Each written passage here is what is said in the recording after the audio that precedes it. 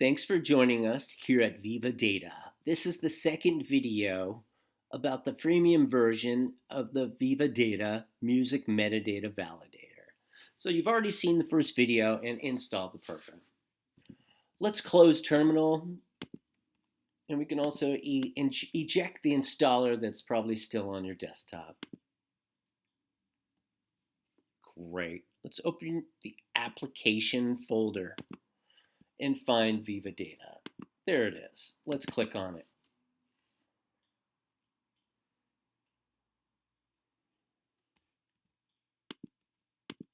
All right. Here we are. We have the Viva Data Music Metadata Validator.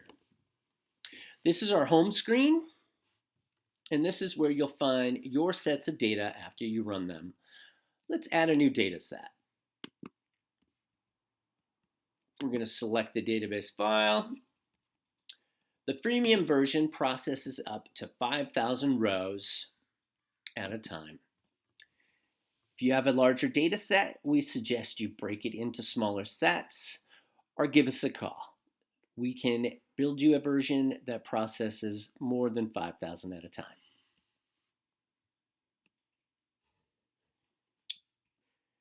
The Viva Data Music Metadata Validator operates in English, Spanish, and Brazilian Portuguese. If you need another language covered, please give us a call.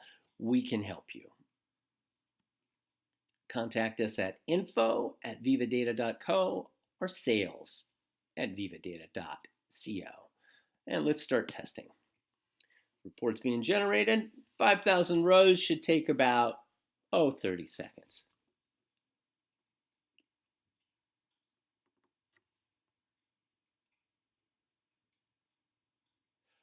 I meant 10 seconds. All right. So here's our report. And you'll notice we give you an instant grade on the data. This is not a good data set. There's an error on every row. 100% total percent of rows with errors. Also, we've given this data set an overall data quality of 2 stars. So if you had 50,000 rows of data to take care of, and you broke it into 10 sets of 5,000 rows apiece, the last report would show the cumulative percentage of total percent of rows with errors and a overall data quality score. We provide 3 reports to help you fix the errors that we find. Let's look at the summary. These are the biggest problems with the data sets. Let's see the criteria scores. All right, so this gives us a good summary of what the task at hand is. Looks like someone doesn't understand the iTunes genre codes or the language codes. We use the iTunes Music Metadata Style Guide as our set of rules. If you have your own internal style guide, we can program it to take those rules as well. If you have custom business needs, we can help you with that as well.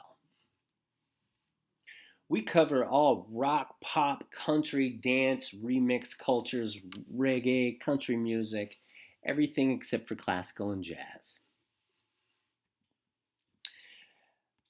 As you go down, you'll see more of the errors. So on this set, looks like we got a couple columns to fix, just the genres and the language codes. We have some genres not accepted by iTunes.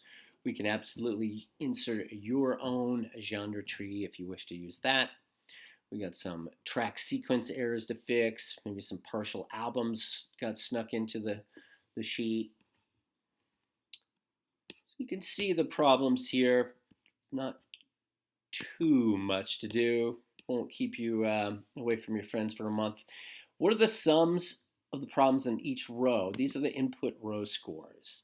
What we show you here is where your staff needs to go to fix the errors instead of directing them towards the areas of the sheet that doesn't need work. Row 1178 has a total of 9 errors, possibly 3 false positives, and 6 errors.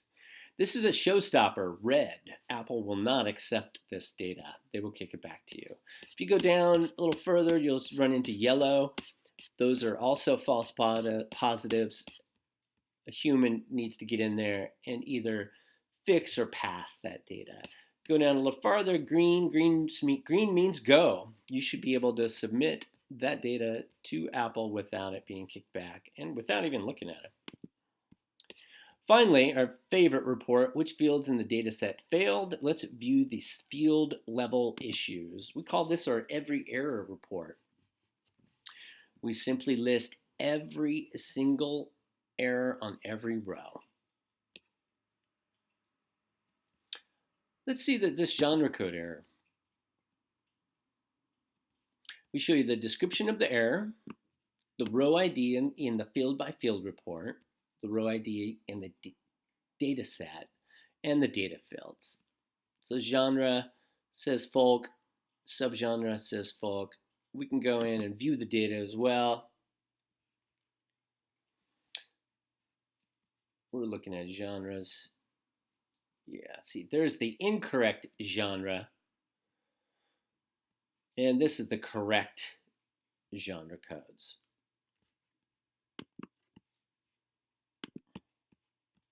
We also provide output of this report, and this is where you would download the output to pass out to your staff so they can go straight to fixing errors instead of looking for them. We've got other ideas to queue up the errors to help humans fix them faster. We'd love to share our ideas with you and build tooling for your content operations staff. Helping you fix music metadata faster, we're Viva Data.